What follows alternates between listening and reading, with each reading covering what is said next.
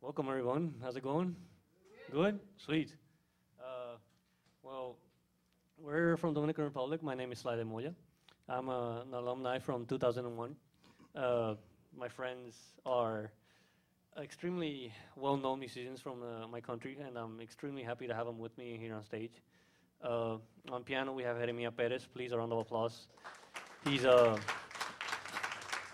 he's he's well known in my country as the best tumbador for one of the piano players there. Jeremiah, dale un poquito, un chine tumbado.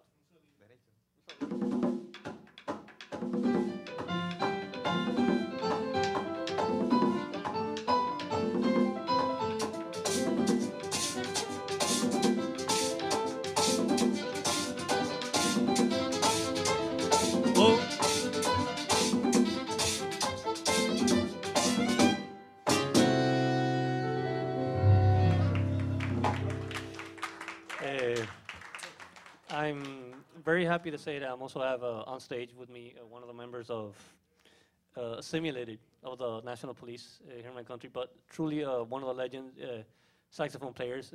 He plays with Lopay Masi, which is an extremely famous band from way beyond my time, but they are legends in my country, and I'm very proud to say that I have him here on stage. Por favor, a big round of applause for Rafael Ramos.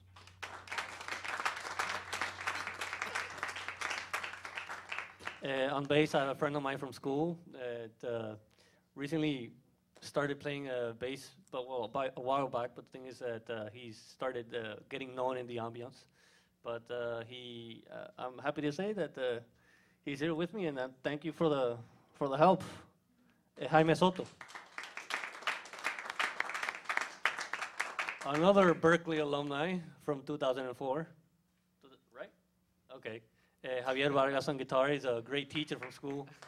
Please.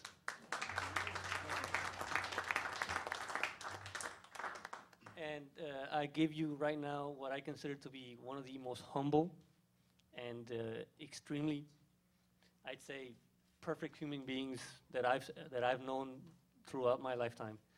And truly a legendary percussionist, and has played with every single person that has been in the country, out of the country, through festivals and beyond.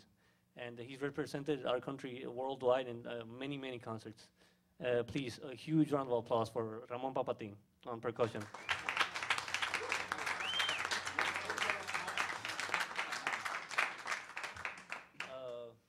On tambora, we have our friend Amado, which means Amado in Spanish means loved. And trust me, he's truly loved for helping us out today. So please, a big round of applause.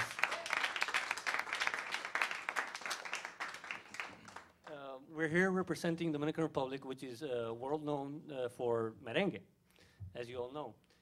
But we also have a very huge amount of rhythms, which pambiche, merengue, bachata, son, not son from Cuba, son dominicano. Dominican song, which is a variation of the style itself, but it's very percussive. We have salsa dominicana, which is even more percussive than what you've heard before, like Mark Anthony from Puerto Rico and stuff. It's more, how do you call it, aggressive. We have also chinche, we have bachata, I already mentioned, palos, which are basically African, the most African descendants. The Dominican Republic is basically, everyone knows in the history, called La Española. La Española is the first island to be discovered by Christopher Columbus. So we're truly all descendants of Spanish and African. And we have our direct music from them. We're here to talk about all of them, but we're gonna start first with a little song, and then we're gonna tell you all about the evolution, the history, and the complex situations that happened throughout our development of music.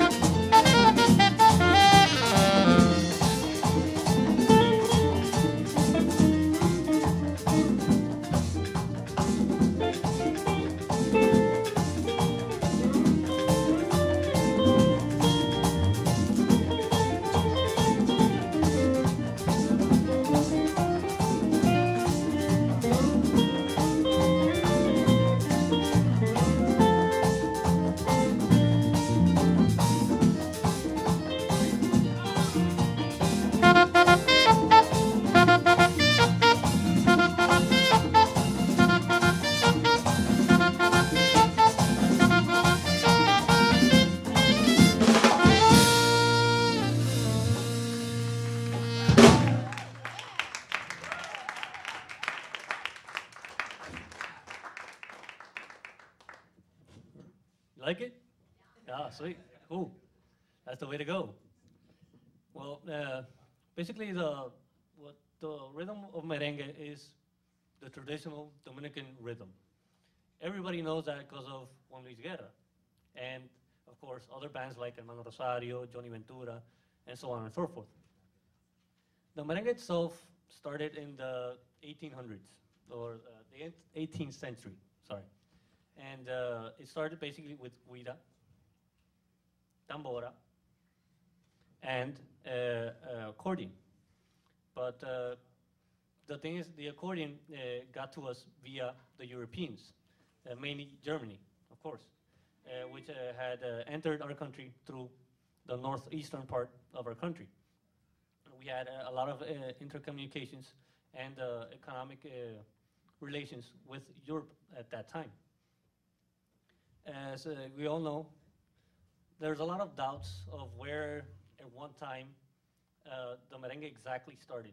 Because the situation is that our country does not have physically written down any fact, any specific fact written down as a time frame, date, who started it, and so on. All of our knowledge that we have, our original music, we have from people that have told the stories and other people who have done the investigation throughout the years, just like the rest of us. And that's not just merengue, every single kind of rhythm, because all of our rhythms in the country are transcended and given period by period to every single generation that comes around. It's not written down or like, oh yeah, here are the patterns. It's just like the indie music. It's sung to the other people. It's, like for example, it's, the percussion is taught through the hands and taught in classes. It's not written down like, okay, here's the conga pattern, this is the tambora pattern. No, we do feel, we do fact, we do real life situations. We learn merengue by playing on the streets. These songs, which we are playing today, are not even the scores, what we consider musicians as scores. They're not even written. These songs were just one day a person who loved to write, loved to make music, sang it out of the top of the head, and they started playing it. Just patterns that were sang. None of the songs that we have on our memory are actually written down, but they are our culture, and they are the historic music of the Dominican history. Going back to the start of the merengue, la guira, la tambora, and the accordion, they constitute the essential music of what is called perrico ripiao. Perrico ripiao is what we call music from the streets. So the essential, the culture itself of what we call. Nobody knows exactly the origin of la guira.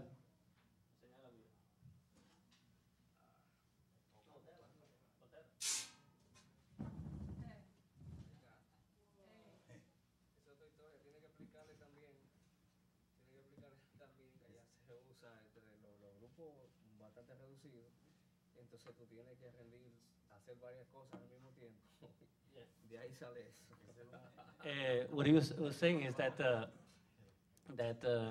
there's a lot of bands in our country, and the thing is that since most of the bands are actually reduced amount of people, like maybe 4 at max, you have to do a lot of stuff at the same time. So basically, let's put it this way: you have to multitask if you want to be in a band. It's plain and simple, like that. La guira for percussionist is not easy. We consider that instrument to be the most, literally, the most hardest instrument to play. Because there's one situation.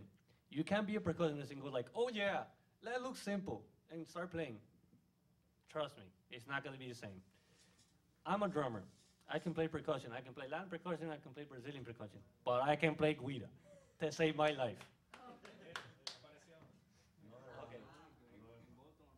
So, this is the situation. This is the sound of a guira, because it was originally it was used to be aguayo. Aguayo is like, for example, what you call a cheese shredder, a grater. That's how we used to acknowledge that kind of sound before, because this is from when the music of people in the farms, we would call the slaves, because we couldn't play, the slaves itself could not go to the master's house and listen to the music. So we had to create our own style of music and so on, and develop it. So this came from Laguayo, the cheese grater. So this is how it sounds.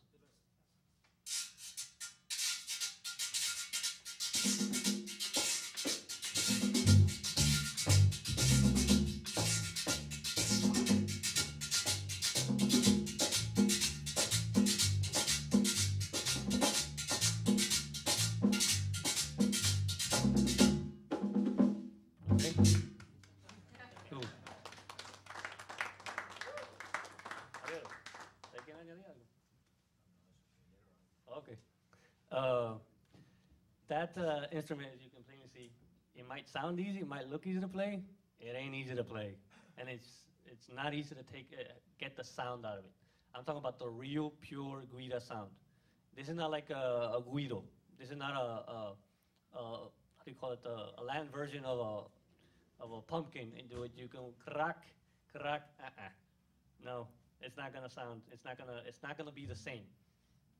Yes. It looks like you need a Guido player. We're at one at the end.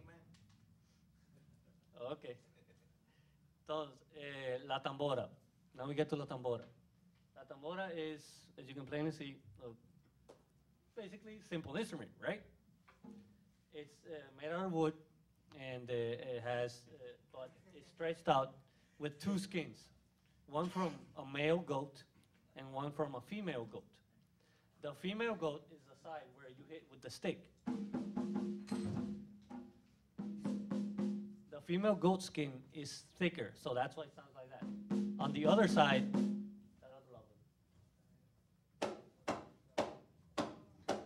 we use that as the dry part. Okay. Before La Tambora used to be played with two sticks, standing up. Situation was that while the people were playing, this would happen. What? And the sticks fell. So the left hand would be open. I'm like, there's no way the musician will have to stop in the middle of the concert. So eventually we had to do left hand, palm, straight up, and the right hand doing this. Another hand blow.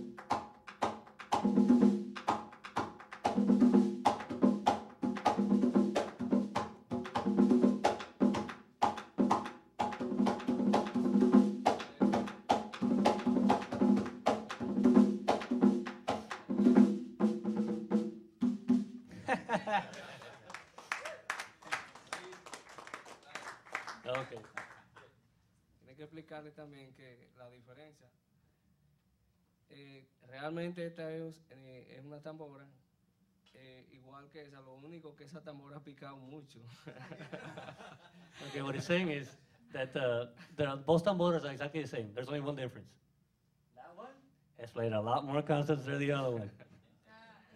It's seen a lot more action. That's why the tape and everything.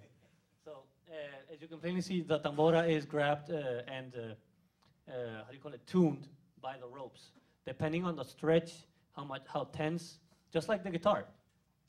You stretch and loosen the string to get the sound out of it. Well, this is the same technique. There's only one little detail. To make a tambora sound like it is, you gotta be a professional. Because it's not just anyone like, oh yeah, I'm gonna just grab it and put it on the side. No. It's extremely detailed instrument, just like every single instrument that's made, pianos, guitar, the whole 9 yards. You gotta be a pro at it. And we're lucky to say that we have a few of them. So, and the one over there is rather a new one, which was recently made barely a week ago. And this is how it sounds.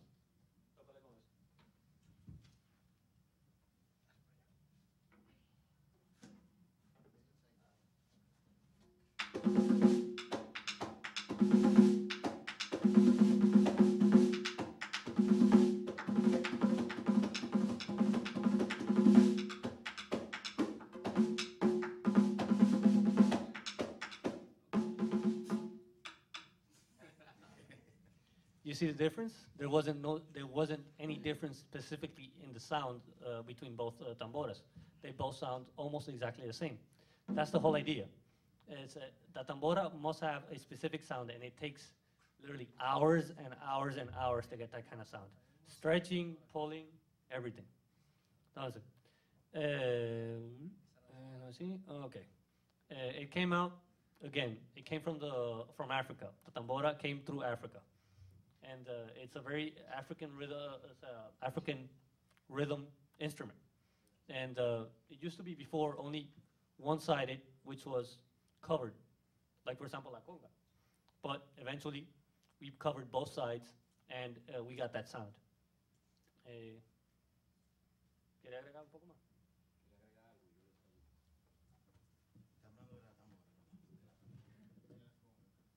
Saludos. Hello. La tambora en realidad nace en el Cibao. El Cibao es una región. The tambora was born, created, or made in the northern part of the country, which is called El Cibao. Es una región donde que ha parido muchos músicos, sobre todo de ese arte del perico ripiao. Hablo de la historia del perico ripiao. ¿Dónde viene? It's a part of the country where Perico Ripiao was created, which is like the most folkloric kind of merengue, and it has like the best musicians of that style there. Sí. Anteriormente se bailaba el merengue en galleras y el piso era de suelo. Previously, at the beginning, merengue was danced at the galleras. Galleras are places where they held roosters fights. Pero una persona con una visión comercial hizo una especie de rancheta, un rancho, un bar. A person with a